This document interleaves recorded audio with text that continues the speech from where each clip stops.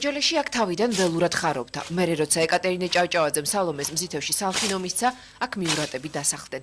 დადიანების ფრანგ მასიძემ ოჯალეში 30 ჰექტარ მიწაზე გააშენა და საუკეთესო ღვინო დააყენა. მარაში ძველი საწნახელები დღესაც შემორჩა. წლების წინ სალხინოელებმა შემთხვევით ჩამარხული 100 წლოვანი ქვევრები გატეხეს და მიურატის დაყენებული ღვინოც ნახეს. ტრაქტორი გადააფრთხილეს ტერიტორია, გაასწორეს და გამოჩნდა ქვევრები. შიგნით იყო ღვინო. სავი ღვინო იყო, ხო? იქნებოდა ერთი საუკუნოვანი, 70 წელს. დადიანისეული იყო. დღეს სალხინოს რეზიდენციიდან დანგრეული სასახლე, კარიშობის ეკლესია, 100 წლოვანი ბზის ხეივანი, ბაღი და 30 ჰექტარამდე მიწაა დარჩენილი, რომელზეც ახლა 100 ოჯახი ცხოვრობს და საზრდოობს. ლაშხიები და ხულორდაები აქ მიურატების მოსვლამდე ცხოვრობდნენ. შემდეგ ბატონისნებით აყარეს და სხვაგან გადაასახლეს. ბატონების, მენშევიკებისა და ბოლშევიკების მოსვლა წასვლის შემდეგ მიწა სახელმწიფომ როგორც მცირე მიწიანებს კოლმეურნეობის დაშლის შემდეგ ისე მოხდა, რომ ისევ მათ დაუბრუნა. თუმცა 80 წლის შემდეგ მიურატებიც დაბრუნდნენ. თუ კი ამ 100 წლოვან ბზის ხეივანს, რომლის სიგრძე 500 მეტრია, ბოლომდე ჩაუყვებით და სრულს ჩაიფიქრებ, ამობენ ეს სრული აუცილებლად აგისრულდება. ვიღაცამ უკვე ჩაიფიქრა, რომ სალხინო თავისი მიწით, ეკლესიით და სასახლის ნანგრევებით მისი გახდეს. ეს სრული კი ცოტა ხნის წინ უკვე სასამართლოში გაცხადდა. კანონის ენით მიურატებმა ნაციონალიზებულის დაბრუნება, რესტიტუცია მოითხოვეს. სოფელში კი ჩათვალეს, რომ ბატონები ბრუნდებიან. ამ სახლში მამა ჩემი ცხოვრობდა. მე მისი მემკვიდრე. კომუნისტების გამო ის აქედან გადაიხვეწა. არ მესმის, რატომ უნდა შეისყიდოს სალხინო უცხო პირმა და არ დარჩეს მემკვიდრეს. დიანო ისინია აგის გითხრეს. ხო. მიურატებიო და გითხრეს ხალხს წაართმევენ და თავიანთი ხალხი მოყავთო რომ დამუშავონ თვითონ. რაც გნახლა მაგი ჩვენ რამდენი წელია მაგას ვული თუ მოვლენ და თუ რაღაცას გააკეთებენ ოჯალეს დაგავდნენ ჩვენ მოვლიდით მაგას. თავარი მიზანი ოჯალეში მოშენება და მიწის ჩაგდება, ეს ძვირადღირებული მიწაა ვისაც ესმის, ძალიან მომავალიც აქვს. რას მოგიტანს, მაგი არ ვიცით. რას მოგიტანს, აბა? რას მოგიტანს? ბატონობას. უკანასკნელი მიურატი აქედან 18 წელში წავიდა. აშინ მიურატი უკან ტურისტად 65 წელში დაბრუნდა. ტალახში დაგორდა ტანსაცმელი სალხინოს მიწით მოსვარა და საფრანგეთში ისე წაიღო. დღეს მისი შვილი საქართველოს მოქალაქეა და წინაპრების დანატოვარის დაბრუნებას სასამართლოთი ცდილობს. უმცროსი მიურატი დღეს ქართულად თავისუფლად საუბრობს და სიამაყით ამბობს, რომ მეგრელია და არა ფრანგი. მე საერთოდ ბუნება მიყვარს და საფრანგეთში სოფელში ვცხოვრობდი და მაინც უფრო სალხინო მიყვარს. უფრო გულით ვარ მეგრელი და ზუგდიდელი. ზუგდიდში 8 წლის ცხოვრების შემდეგ მიურატების რძალიც მეგრულად ამღერდა.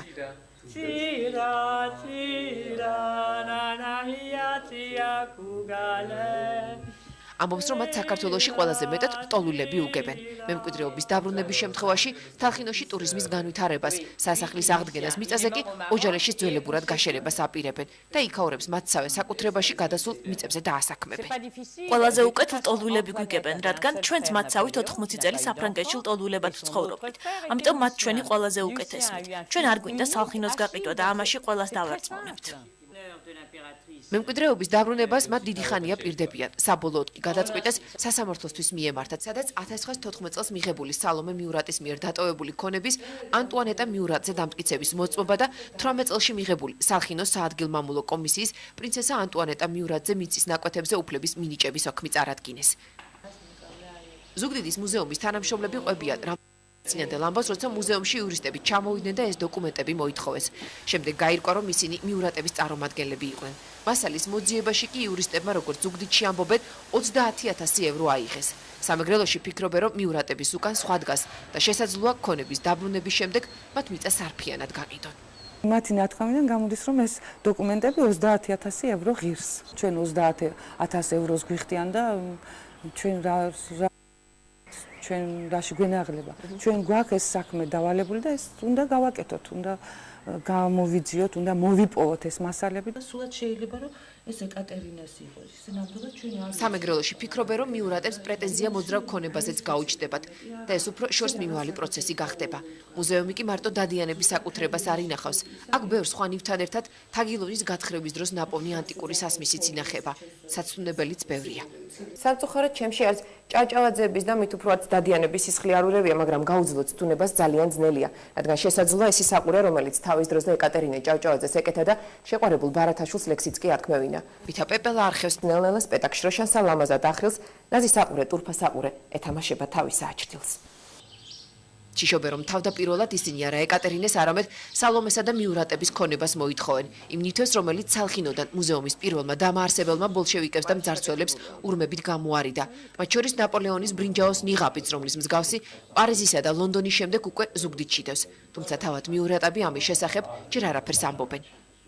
თუ უძრავ ქონებას დაიბრუნებ, ესე მოძრავ ქონებასაც დაიბრუნებ. თავისთავად ყველა ადამიანის სურვილია წინაპრების ქონება ეკუთვნის თუ არ ეკუთვნის დაიბრუნოს. არაფერს ამბობენ ჭკადუაში სასახლესა და მიწაზე, რომელიც ასევე სალომეს ერგო. აშილ მიურატმა თავი აქ მოიკლა და დაკრძალული ჭკადუაშია. მიურატები ჯერ სალხინოსკენ არიან მომართულები. სოფელ ჭკადუაში დადიანების ამ მამულში, ამ ნაგებობას სასახლეს ვერც მაშინ დაარქმევდით და მით უმეტეს ვერც დღეს ჩანგრეული ჭერისა და იატაკის ფონზე. ერთადერთი რაც აქაურობას ღირებული და თან ძალიან ღირებული აქვს, მიწა და აი ეს ფანტასტიკური ხედია. წინ აფხაზეთია, აი იქით კი სვანეთი. იურიდიული ფირმა, რომელიც საქართველოში ქონების რესტიტუციაზე მუშაობს და რომლის პარტნიორები მიურატებიც არიან, აცხადებენ, რომ ჩივილი მას შემდეგ გადაწყვეტეს, რაც სალხინოს პრივატიზაციის შესახებ შეიტყვეს. ადაღადაადეს, რადგანაც ცნობილი გახდა, რომ ხელისუფლება ყოველგვარი ტენდერის გარეშე ფარულ მოლაპარაკებას აწარმოებს ინვესტორთან სალხინოს პრივატიზაციაზე. ინვესტორი კი უცხო ქვეყნის მოქალაქეა და სალხინოს მამული პირადი გართობის ადგილად უნდა აქციოს. მათ შორის ეკლესიაც, შესაძლოა აქ კაზინოც გააკეთოს. ეს კი დაუშვებელია. სოფლის შიში და საზოგადოების გაღიზიანება სალხინოში ეკლესიის დაყადაღებას მოყვა. მიურატებმა მემკვიდრეობაში ტაძარიც მოითხოვეს, თუმცა ქონების დაბრუნების შემდეგ მას ისევ ეკლესიას დაუბრუნებენ. ეკლესიას, რომელიც კონსტიტუციური შეთანხმების მიხედვით ისედაც საპატრიარქოს კუთვნილებაა. სასახლე, მიწა და ეკლესია ერთ მთლიანობას წარმოადგენს. ამ შემთხვევაში ეს კარის ეკლესიაა. ჩვენ პატრიარქსაც ვუთხარით, რომ ეკლესიას საპატრიარქოს დავუბრუნებთ. 2002 წლის კონსტიტუციური შეთანხმებით ეს არის გამოცხადებული იმპერატიულად და ამდენად ეკლესია არ შეიძლება იყოს არც სახელმწიფო საკუთრებაში და არც ვინმეს კერძო საკუთრებასა თუ მფლობელობაში. არსებობს კიდევ ერთი სამართლებრივი ბერკეტი. პირველმა დამოუკიდებელმა მთავრობამ თავად აზნაურთა ქონების ნაციონალიზაცია მოახდინა და ის ხალხს გადასცა. ჰანს ალტენბურგმა აღმოსავლეთ გერმანიაში თავის დროზე მემკვიდრეობა დაიბრუნა. შემდეგ მეუღლეს ნანა ანდრონიკაშვილს დაეხმარა და დღეს ის ჭანდარში მამაპაპისეული მამულის მეპატრონია. ისევე როგორც ჯონ მალხა შალიკაშვილი გურჯაანში, ამილახვერვის მემკვიდრეების სამთავეში და მუხრანელები მუხრანში. თუმცა ნიკო ბურის სახლი, როგორც მემკვიდრეები ამბობენ, მხოლოდ სასამართლოს გადაწყვეტილებითაა მათი. ჩამონათვალში ნატო ვაჩნაძის სახლ-მუზეუმიც ხდება, მაგრამ ირკვევა, რომ მუზეუმი დღესაც სახელმწიფოსია. შენგელაიები მის დაბრუნებას არც ითხოვენ. ელდარ შენგელაიას მიაჩნია, რომ ამგვარი პრეცედენტის დაშვება დასაწყისი იქნება.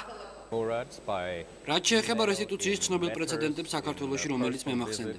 ამერიკის მოქალაქეებს ჯონ მალხა შალიკაშვილსა და ოთარ შალიკაშვილს დაუბრუნათ მამული გურჯაანში. სასამართლომ ცოტა ხნის წინ დააკმაყოფილა მუხრან ბატონის შთამომავლების მოთხოვნა. ასევე ნატო ვაჩნაძიშვილებმა გურჯაანში დაიბრუნეს სახლ-მუზეუმი, მიწა, პარკი. ასეთი სასამართლო არ ყოფილა. ასეთი, ასე ვთქვათ, ჩვენი პრეტენზია ვთქვათ, ამ ქონების დაბრუნებისა არ ყოფილა. კითხი დავსვით. ესე იგი ჩვენ უნდა დავუპირისპირდეთ აი ნახევარ გურჯაანს. თუ ჩვენ ამ პროცესს დავიწყებთ, საქართველოში მოხდება არა ჯანსაღი და ძალიან არასასიამოვნო დაპირისპირება. ალენ მიურატი ბედნიერი იქნება თუ კი მისი ქართველი ნათესავებით შეეცდებიან მემკვიდრეობას.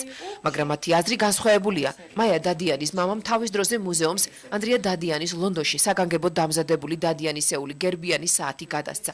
ასეთი იყო საგვარეულო სახლის დამოკიდებულება და დღესაც მიაჩნიათ საკითხის უმართო პროცესებს მოიტანს. მემკვიდრე არის ლევან დადიანი. მაშინ იმან წამოაყენოს პრეტენზია საერთოდ ზუგდიდზე და სასახლეზე და თელ სამეგრელო. თუკი მემკვიდრეობაზე დაიწყება საუბარი, გამოდის, რომ საქართველოს სათავადოებად დაიყოფა. მარტო თბილისის ძველობაში ყველა ძველ სახლზე გაჩნდება პრეტენზია. დედაქალაქიც განზე დარჩება, მაგრამ თუკი წინანდლის მსგავსად ამგვარი ობიექტების გასხვისება იგეგმება, ბევრი მიიჩნევს, რომ უპირატესობა მემკვიდრეს უნდა კონდეს და არა ინვესტორს.